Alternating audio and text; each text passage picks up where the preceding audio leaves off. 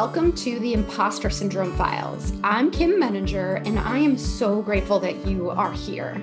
It's now been more than a year since I started this podcast, and I can't tell you how much I've learned and grown from the conversations that we've had here. As you may have heard me share, I have struggled with imposter syndrome and anxiety for much of my life, so this is a very personal journey for me. I do this podcast because I want us to share our stories with each other and to stop suffering in silence.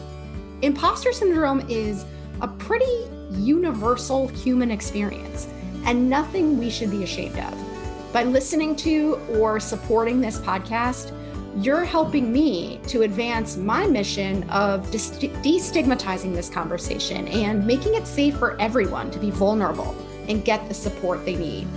Thank you so much for listening. If you enjoy this podcast and would like to support this mission even further, please consider subscribing.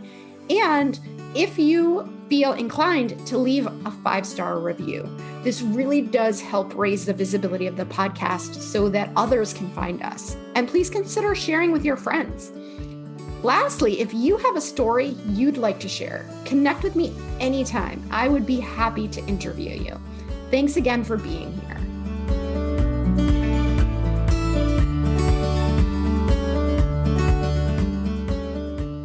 Welcome, Nikki. I can't wait for this conversation. We're already starting this conversation and we're just waiting to hit record. So I can't wait to jump in. But before we do that, I would love to invite you to introduce yourself and tell us a little bit more about you. Yes, first of all, thank you so much for having me. I am amped to be here. I am somebody, I guess, introduction. My name is Nikki Innocent, and I tend to be somebody that is like an incredible hype woman. And in that, I like bubble over with excitement when I'm happy to be somewhere. So hopefully this is spilling over onto you for all the listeners. I hope this is a good thing for you. If you're ready for a little bit of extra energy, like my body's hot right now. So I'm so excited you're all here.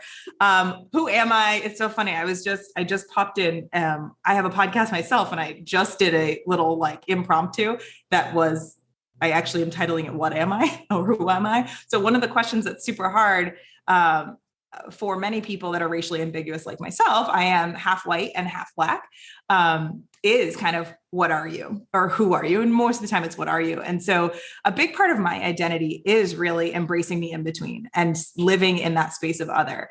And will I say that that's how I've been actively aware of my bio for a long time? No way. My background is in corporate. I was in corporate for over a decade. I worked at places like Bain and Company, Bain Capital. I worked at Arnold Worldwide, an advertising agency. I went to Bentley University. So like all of the like resume building perfection that like I was taught was a way to be fully financially supported, attractive to any employer, productive, capable, all the words, all the kind of keywords that mean like, yeah, you're set up for success. But what happened was, as I was approaching 30, it's probably like 29, I was crying like in the bathroom at work. And I didn't grow up being really allowed to cry very much. Crying was like the last resort, unless I was watching like a sad movie. There you go, I cried. But my body was telling me loud and clear that where I was not allowing me to exist as myself. All the ways that I was checking all the boxes to be perfect on my resume were the opposite of checking the boxes to be sustainable in my life. And so I actually, in my corporate life, I thought, okay, the smart way to do this is to go from a large company that people know to like a smaller company where you have a huge impact and be super strategic. And so it took me a while, but I made a decision to go to a new company and to run marketing there. And that was not, the beauty of it was a short experience because it showed me so much that wasn't the right move. And it was undeniable. Usually I had been in places for like 2 years before I was like, okay, I should probably go. But it was like on day 3, I remember being like, oh, okay, we made the wrong move. We don't have to give all of ourselves here right now. And there's not necessarily something wrong with you, but maybe the process we've gone to do all these things that makes us feel like we are the top candidate through someone else's eyes are not actually the steps that you need to take to get where you need to go. Because every time you try to like put different lipstick on the same costume, you're ending up in the same place. And then you're exasperated and frustrated with yourself. And so after that gig, I decided, I was like, you know what? I actually don't know where I want to go. I was looking at startups. I was looking at the same kind of thing. And then I was like, I think you just have to trust that you're going to know how to do this. I think you have to leave the situation to actually find what you need next. And I took the leap into entrepreneurship from there. Initially started doing marketing consulting work because that's kind of where my sweet spot was. But in that process, in the first month, I stumbled upon a podcast that was all around women's leadership. And it was like, I always say, it was like therapy for my career. I've been a big proponent of therapy my whole life. I've been going to therapy. I like self-requested therapy at like 8. So to have that experience for my career when I knew it was in a spot where I was like, I've done everything. I've used all the tools that I like grew up learning, and they're not leading me to the right place. Finding something like a podcast that was like, by the way, all the things that you think are wrong with you, it's wrong with the system around you. I was like, wait, what? And then the marketer in me is like, I need to shout this from the rooftops. Mm-hmm. And so I went from doing, I don't know if anybody else does this, but like in my Uber rides, I was helping coach and market people. And I was like, why am I not doing this for a business? And so that's how, my marketing consulting business, I was like, oh, I could do this. I could do this with my eyes closed. And then I was like, but I can do this with my eyes closed because I have been doing it. It's not really what is making me light up and filling my cup. And so that's how when I heard all of this conversation around the fact that like leadership itself, the paradigm that we're in within leadership doesn't allow for us to exist as humans, full humans, especially not women. I was like, oh, I need to dive into this. And so I did. And I became a certified women's leadership coach. And then from there became what was called an aligned leadership coach, which was gender neutral. So it was taking the same principles and, elevating them to not just be for women, to be for anybody of any gender, to be supportive for you to actually be able to show up as yourself and not be stuck in the traditional way of leadership. And then I was invited. I keep having to remember that the way that things happen in my life is they're actually through invitations of people, not the way that I was programmed to build my resume, to be a DEI facilitator for a new pilot program that was being launched from a women's tech organization called She Geeks Out. And be one of their first facilitators as they were building content for recruiting and retaining diverse talent. And so that then was the invitation into actually what was already happening behind the scenes with me in exploring my own kind of racial and ethnic identity, bringing that into the fold. And to me, because I'm insatiable, started bringing kind of generational stuff into the fold because it was like, hey, the millennial generation is making a huge impact, is huge. It's the largest generation we have, but we're also still operating. I'm learning that we're operating from the super masculine model of leadership, but we're also operating from like generations ago models of leadership that aren't relevant to where we are today. So all of that blended, see, long intro, but all of that blended into kind of the work that I do now that's really intentionally focusing on creating space for you to be able to kind of break down those old models of leadership that make you feel like you're less than unless you become a robot, and allow you to take up space as yourself and lead like you. So I work with people individually. I do group work. I have a membership and we have a mastermind. So it's like, I'm just literally trying to like spread the gospel of like, you're enough as you are. You're amazing. I swear. Absolutely love that. And I'm so inspired by your story. And I want to go back to when you were talking about the boxes you were checking for the quote unquote successful career, mm-hmm. and the boxes that you would want to check for yourself, right? Can you say a little bit more about where the disconnect was? I think a lot of people are going to see themselves in your story. Could you be specific about what are some of the things that just didn't work for you about the model that you were in? Like how much time we got? So I would say there's like a couple very like concrete things. I feel like that's helpful. So one of the things that was, I actually have a TED Talk. If for those of you like TED Talks, I've got 2 TED Talks. The second one I have that's called Rewriting the Rules. And in that, I actually talk about 3 very kind of specific rules that are just commonplace that we all kind of follow. And one piece of why I always felt like I was a rule breaker, but I also knew how to follow them. I knew how to get things done, but also was like, these rules aren't meant for me, was this idea that we had to be quiet. We had to take our time. We had to be small as women for sure, that you couldn't be bossy where a man could be strong, that you couldn't necessarily explain your perspective unless you had been there for however long, or you got promoted, which we know from study after study after study, the broken rung is a very real thing, that women aren't being able to get promoted to hold those positions of leadership to then have their voice heard. So there were so many elements that I started talking at like 6 months old. And both my parents are very quiet people. So for me to have to kind of keep my mouth shut when I saw things that were unjust was really difficult for me. And I worked in the financial services space. Like, it's very old boys club, mahogany walls. I always talk about, like, sure, business casual was great. We weren't in suits all day, but like, there was something about the confines of just doing it the way it had always been done. That was always really difficult for me. And the way that my brain works, I learned, was that I don't see things the same way other people do. And I don't think I even understood what that was. And even more so, I'm like, the more I'm allowing that to exist, like when I started allowing my brain to relax a little, I started realizing, I think that I actually am a little dyslexic. I don't do math problems the way we're taught to do math problems. I don't think of the linear progression of things in the way that we're taught to go from step 1 to step 5 and be done. I actually am like, okay, so step 1 and step 5, but how can we do this in step 2 to bring us back to step 5? Like, it was against all the models of how to be efficient. So I found myself always asking questions and then being like, no, you just need to sit and watch and listen. It was really hard for me. And especially for women of color, when we do speak up, oftentimes we are seen as aggressive. We are seen as causing problems. We are ostracized from a room. We are the angry Black woman. And, I like to bring that up because from a perspective on the shades of the colorism spectrum, I am white passing more than most. And for me to be the darkest person in a room and be experiencing that creates a much larger issue for anybody that steps into those rooms after me, steps into those rooms alongside me. And for me to have the opportunity to leverage whatever level of white passing privilege I have to be able to create more space for other people was so important to me. But I was so deflated and burnt out from just trying to be heard that it was like, what am I doing here? So that's one. The other that I always had a hard time with, I was a creative, like backbone. Why I even went into marketing was because it was like psychology and thinking about the world and thinking about how our brains work and how we can create new pathways to solve problems.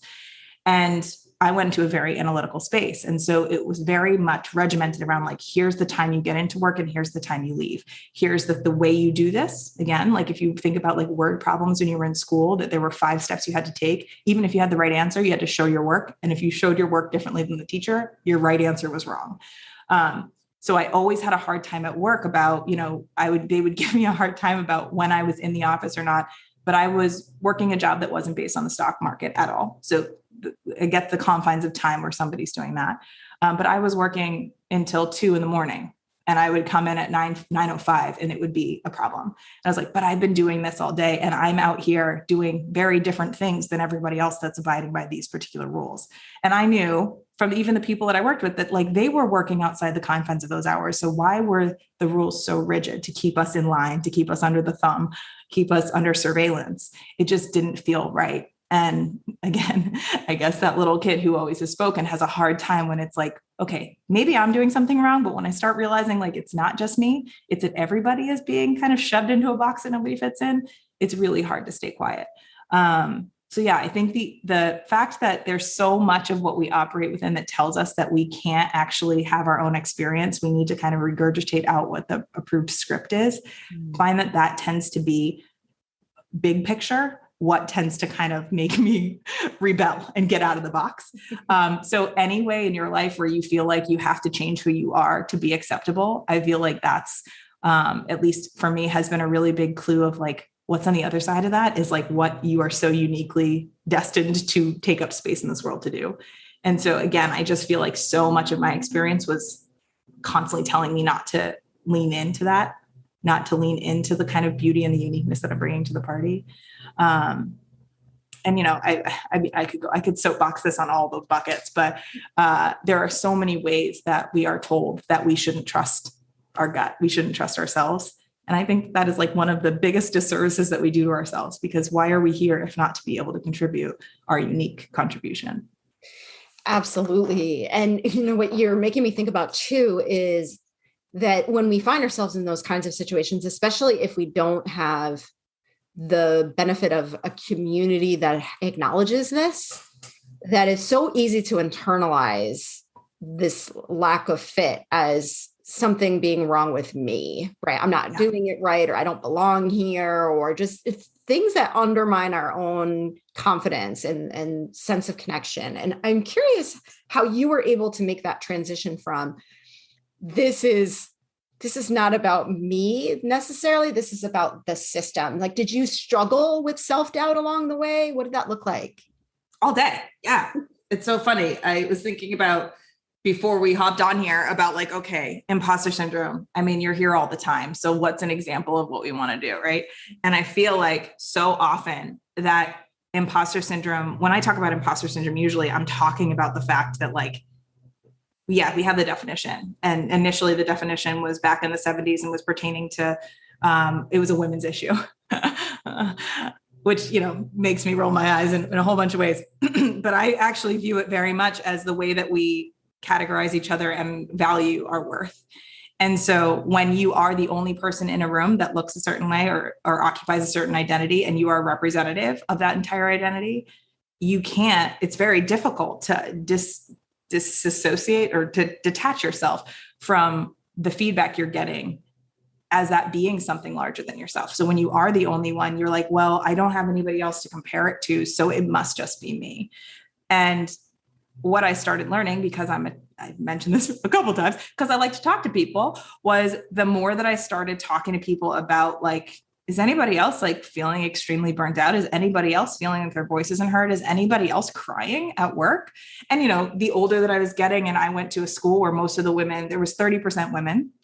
And most of us were, in on the business track, doing the things we were supposed to do, but all of us were feeling inadequate. And so I started realizing, I was like, okay, it's like one of those things that you're like, okay, so if all of your first dates are failing, it can't be all of your first dates, the people on the first date. It's either like how you're setting up the first date or how you're showing, blah, blah, blah. But when you have data points that are constantly showing you a trend, to make each of the data points its own story and to ignore the elements that might be the trend are the things that are going to make it so you can't actually move forward, progress, or learn anything. And so as I started having these conversations with people, I was like, okay, I'm sure mine has its own unique flavor. Sure. And I know, I'll go to therapy. I'll talk to my therapist about my contributions here. But the more it started just like showing itself in front of me, it was kind of like a science experiment that was like a no-brainer. You're just like, oh, okay. And so what happened was when I started learning more about women's leadership and just like even just like baseline, the idea that time and money above all else is the construct with which we like put all of our value through, and how much that doesn't actually make room for the way that our society has positioned women, was like, oh, this is much bigger than me. This is much bigger than the 30% of women I went to school. This is huge. This is how our whole society has been built from generations ago. And it's the beauty of it too, I think, was being given even the larger lens of history to be able to pull up and see like in more kind of, I'll say ancient wisdom traditions, women were the leaders. Women were creating space and creating circles to create new ways of leading forward. And I'm like, oh my God, how have we gotten so masculine? I mean, I don't know how to interpret this. How have we gotten so kind of phallic in our way of doing everything? Like even I remember when I was doing branding work and everything we were associated with, everything was so masculine. Everything was through the male gaze. Again, the marketer in me looking at logos, it was like, why are we looking at a logo that looks like two breasts? Why is that happening? And I had to say it to the people around me. They're like, oh, I didn't even notice. I'm like, right. Because it's so programmed that the way we value and look at things and the things that are aesthetically pleasing or whatever are through a very specific lens. I could go very deep and very far on this stuff, but there was a part of all this that I was like, well, once you know, you can't unknow. And once you open your eyes and you start looking around and you're like, oh, so like everything is set up on this belief that like, we are in a hierarchy. I am better than you or I am worse than you. If you are succeeding, it means I'm failing, like this binary dynamic. There's all of these pieces that are like, what about the collaboration that we can bring to the party? I grew up playing on sports teams. I know the beauty of being in collaboration. Where did that go the older that I got? And so I always think about this in a way that's like, how can you allow yourself, even if you're hearing this and you're like, Nikki, that's so nice. Like, I still think it's me. Fine. Not going to convince you. Not my job to convince you.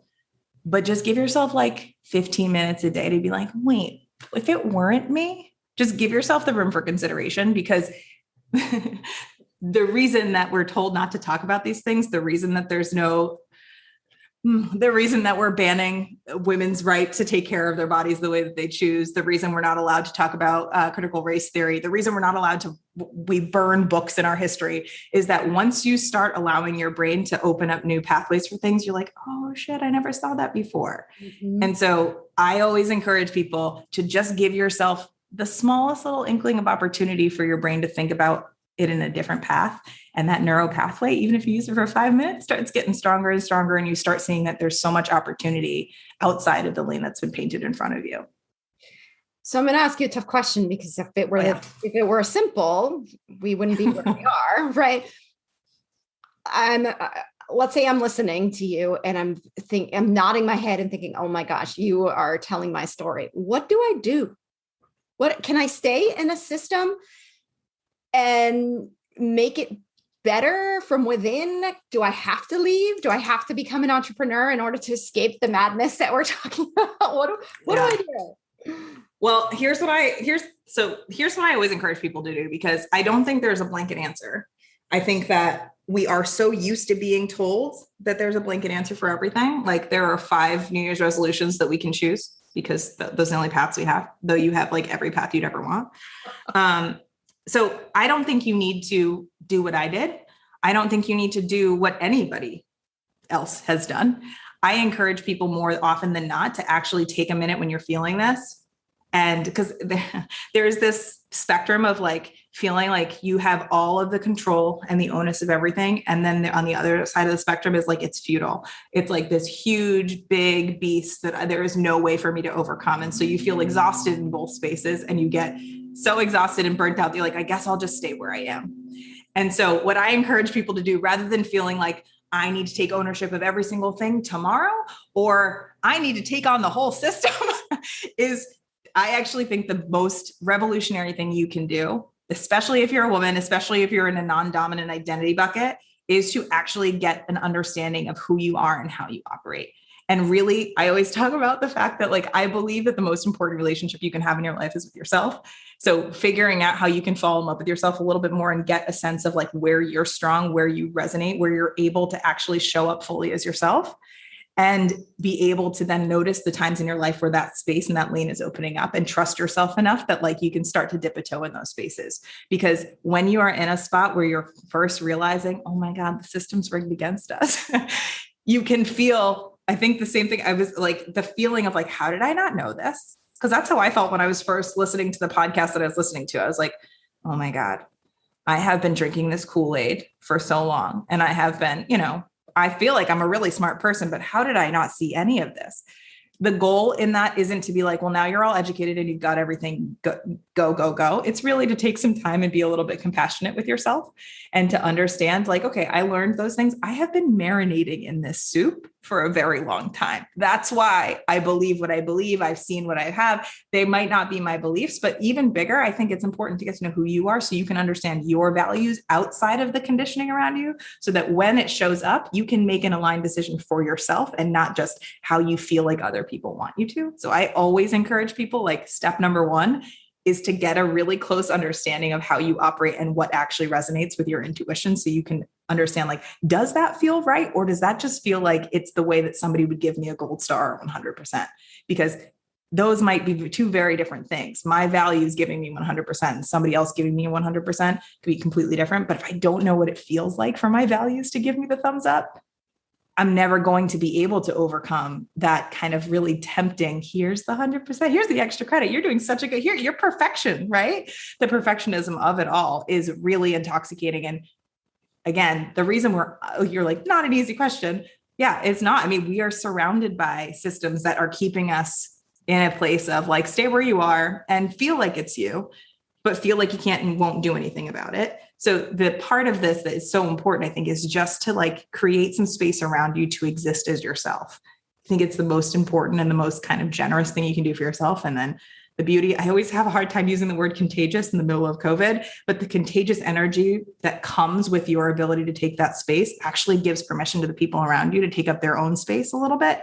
And as you start witnessing, one, yourself making decisions from your intuition and other people doing the same thing, it is something that catches like wildfire. And I would hope that this is at least how I'm doing all these things, is like, I believe that we activate each other to just create space for the way that we exist, and that there's more than enough room at the table for us all to exist. I know that it might sound the opposite of the way that we're told, that there's only a finite amount. And so we all need to, get ours while it's there. It's like a pizza party. It's like, get your slice of pizza before someone takes 5. That there is actually infinite pizza. And there are ways for us to go about seeing that infinite pizza. But right now we've been blinded by the fact that there's all that pizza to the left and the right of us.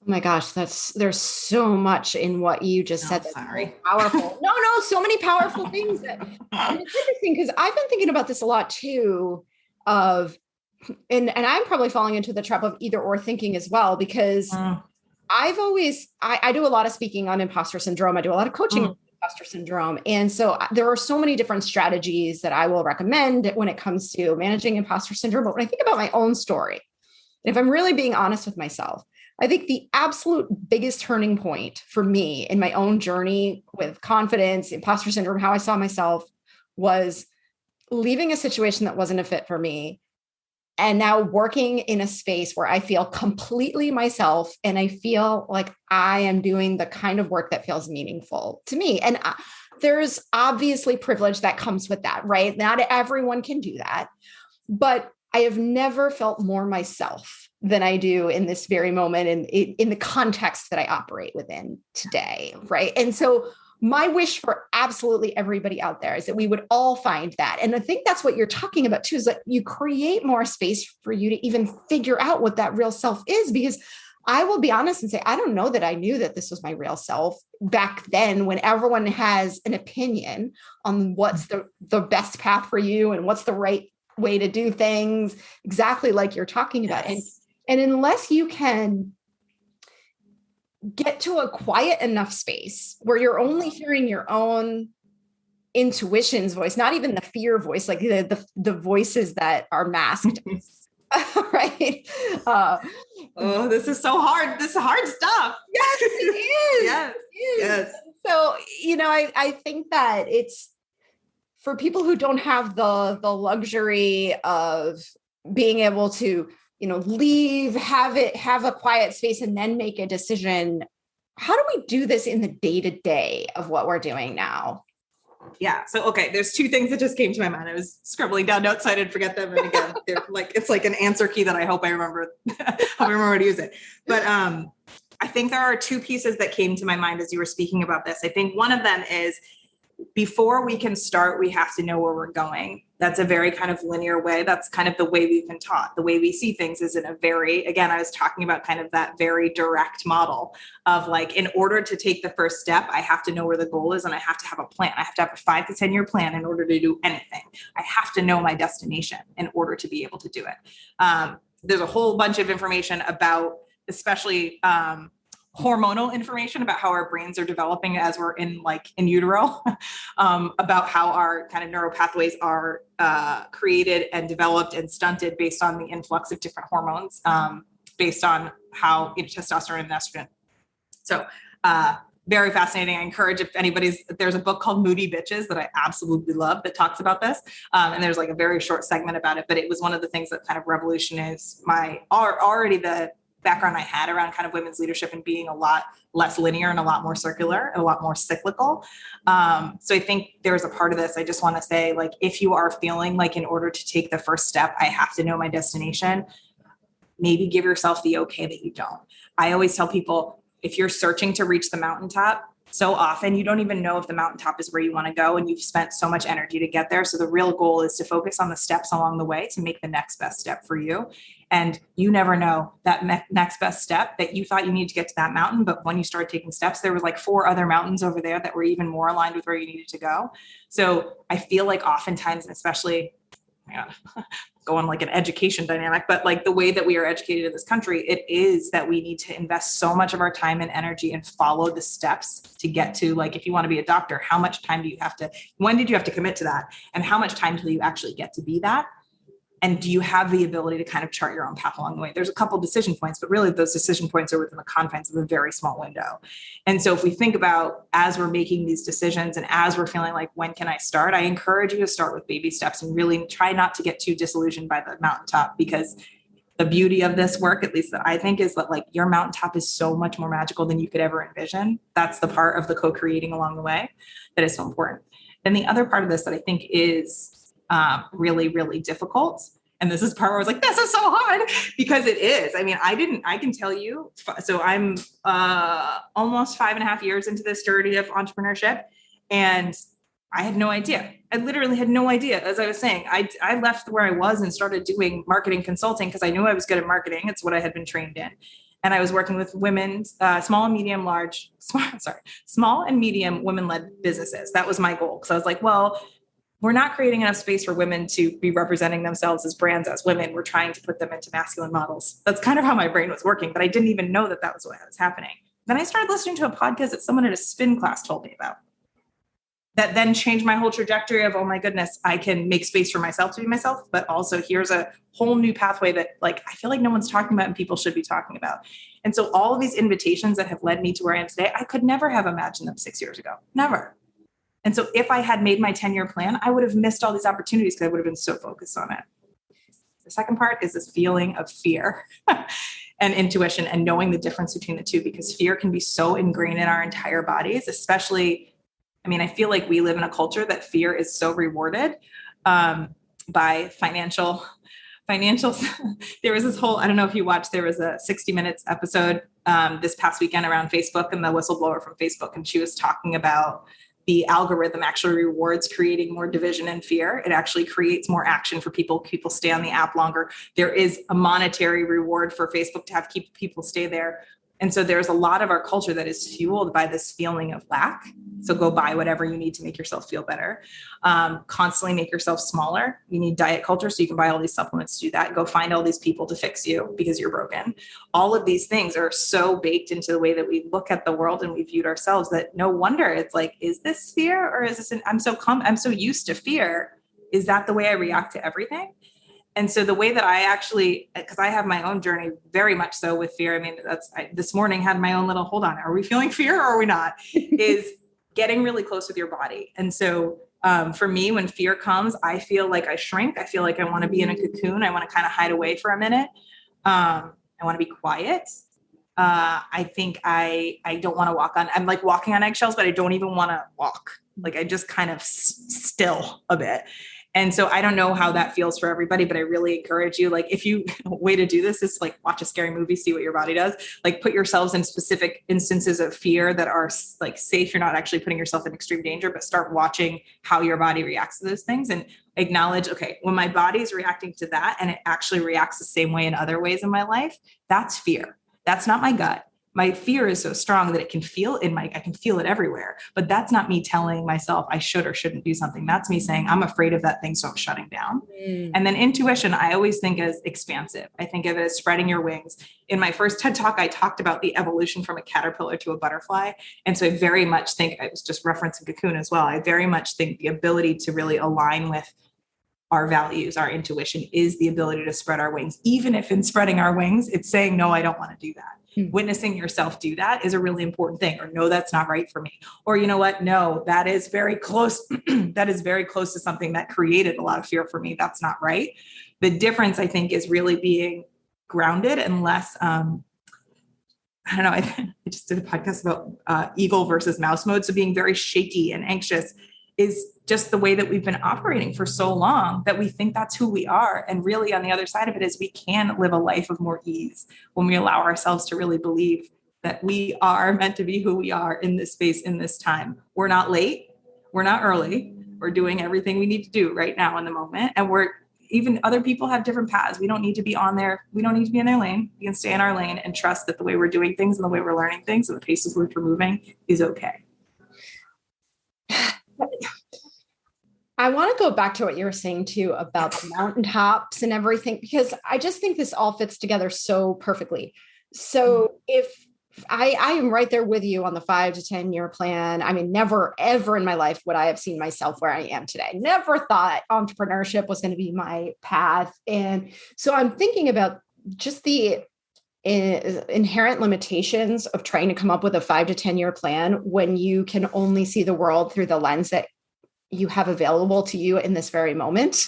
And so your options are going to be so fixed in terms of the biases and the context in which you're currently operating, right? You're not going to be able to see more expansively than that. And so I love what you're saying about creating the space where those kinds of invitations that you never would have noticed, never would have presented themselves in the past become available. And then you take that first step and then it opens new doors from there. And I think because of the way we've been conditioned, whether it's through the education system or just societal pressure, we do have such a linear way of operating. And there is that pressure to say, well, I can't do this until I know what the end goal is. But I mean, how many of us are actually on a path that we thought we were going to be on anyway, even if we are linear by nature? So I think just recognizing that has worked in the past to step off of the linear path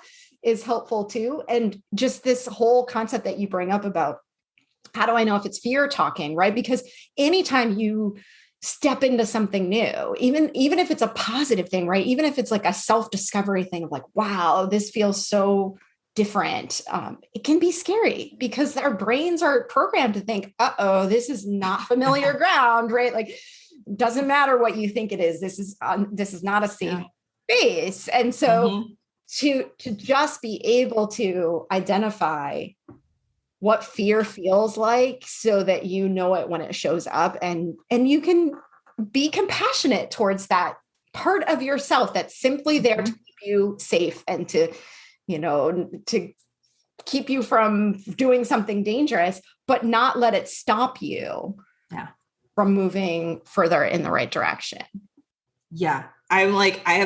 So if you are somebody that's like, this sounds really cool, how do I learn more?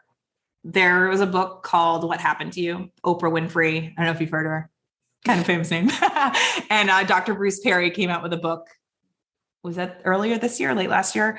That actually walks very much through our trauma responses as human beings. And I think there are a lot of people that we think we're tough and we think we're too strong to say we've gone through trauma. And every single one of us, especially after this past year and a half, has experienced some form of trauma one way or another. And this past year for sure has been bringing people into new modes of operating or bringing them back to old modes of operating when things have been uncertain, things have been unsafe.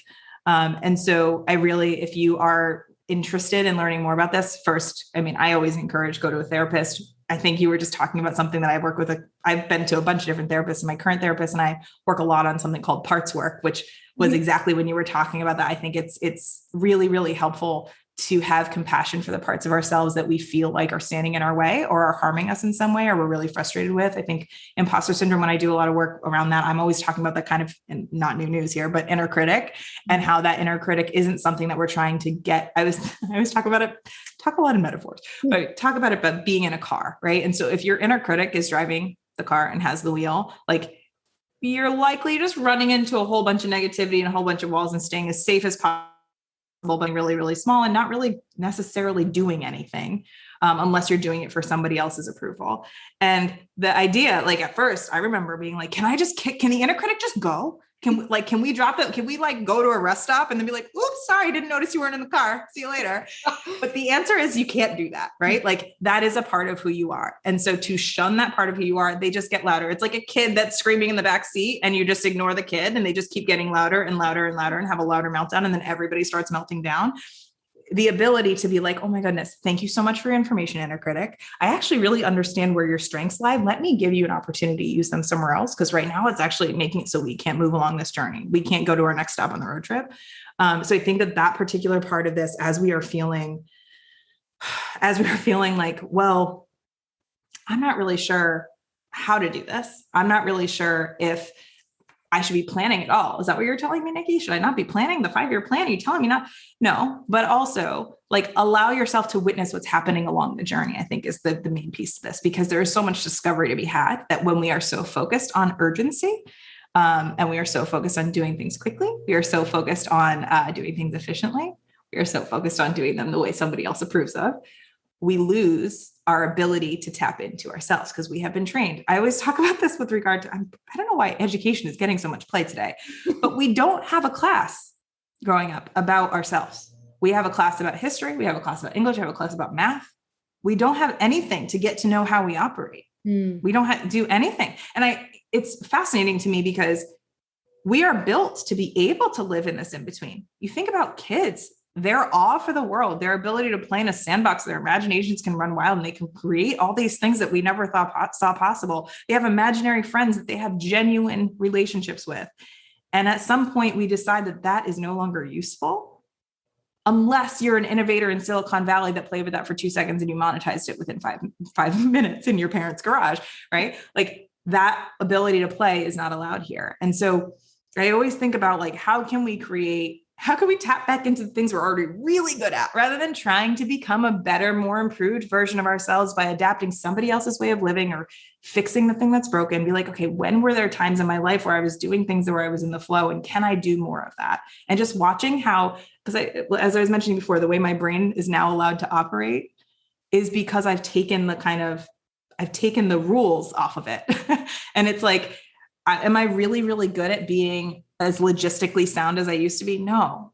But can I be so much more creative, and can I be so much more of myself and contribute rather than being, I have had so many people be like, Nikki, you're so different than you used to be. And I'm like, I'm actually not. I just had to silence so much of who I used to be for so long. So she was there this whole time, but she was like, hi, can I hang out, please? And she didn't get to. And so I think giving ourselves the compassion for all of those things to be true, and for the goal to be that you can live this life where you feel good, right? You're talking about like, I didn't see that I was going to be in this place where I could wake up and be like, yeah, I made it. This is pretty cool. Like that is, I think, the goal for every person. And that doesn't mean you have to run your own business. You can be that way working for someone else. You can be that way being anybody. I mean, literally being any version of yourself throughout your life. I think it's important. The other piece that I always think about, especially in the last, like, I remember when COVID started in March, and I was starting a really big corporate engagement that was supposed to last a long time. I was going to be training all these people, and it was about DEI. But at the time it said, please don't bring up race. And I was like, wait, what? But I remember in that moment being like, okay. And the reason I bring that up is like, now, if somebody brought in someone for DEI and they said that, it would be so different. Right. And that's 18 months ago. But I think about the fact that we have this idea of time. And a month ago, I had a completely different plan for my life than I do right now, because the way that COVID has handled time and has handled choices and has handled predictability, we at this point have had to constantly pivot. No matter who you are or where you are in your life, you've had to kind of be able to move the pieces on the board around to make it work for the moment. So if you feel like this is scary, I don't know if I have the capacity to be able to navigate without knowing the end goal, you've been doing it this whole time in some way. And so yes, it is scary. And yes, especially if people have told you for your career to be successful, you have to follow this track. That makes sense that you would be afraid of this, but you have proven time and time again in the last 18 months, if I don't even know you, and I know for you to be where you are right now, you've done some version of figuring out how to pivot and align yourself with what needs to be the next best move for the moment right now, because we don't necessarily know where the mountaintop is. What a perfect way to capture that. I think that is just such a timely way of thinking about our own ability to navigate uncertainty, right? We didn't ask for it, but we certainly have we've been forced to figure it out. So just, this is a natural extension of the new tools you're already using, right? So. Yes. How did you know? I mean, my dad knows how to use Zoom, no problem. Like that was never going to happen. Never going to happen. Right. And he's still like, I don't like it. I'm like, right, but you're good at it. That's you know how to do it now. And never in other circumstances, this never would be the reality that within a week, 2 weeks, he would be doing that. It's like you have all these people in your lives that are showing you that ability to morph and change and evolve. That's the beauty. Again, I'm like, I don't know, I have a huge crush on humanity, but our ability to be able to adapt is the thing that gives me so much hope. And I think the other part about, this feeling of I can't necessarily take a step until I know that, where I'm going. we don't know where we're going, but what we do know is that the world is not going to be the same after this. The systems and the structures have seen so much light that they cannot stay in the shadows the same way they are. There's a lot of outdated stuff crumbling. If you look at the census, I encourage you to look at the census to get a sense of how much the demographics of our country are changing so significantly. The 2015 census was a huge catapult for me to actually be doing a lot of this work. So I was like, oh my God, all the data is showing that like the way things are set up aren't going to work for the majority of people. So like, even if they stay where they are, there will be so many like, I don't know, loopholes that there's going to be so many exceptions we need to make that the rule's going to break. And so the way that things have been done are not happening now and cannot exist moving forward. And so this is such a wonderful opportunity for you to create a path where you can chart and be like, I actually am foundationally firm and sound in knowing who I am. I don't actually have control over how the whole world is going to go, but I do know how to get to know myself. So I know how to make decisions from that kind of firm-footed place when the opportunities come up.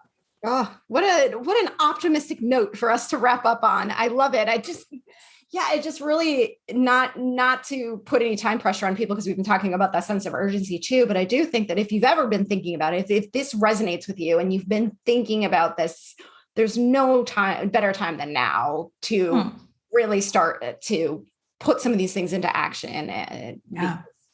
And I don't think it's a coincidence that we're experiencing the great resignation right now too. I think this is not at all. Everybody's coming to this in their own way right now, right? Oh my God. The little kid in me is just like, this is what I'm talking about. I'm like so excited to see. Again, this sounds weird, but like this past 18 months, I've just been so excited for all the things that are showing up that have been hidden.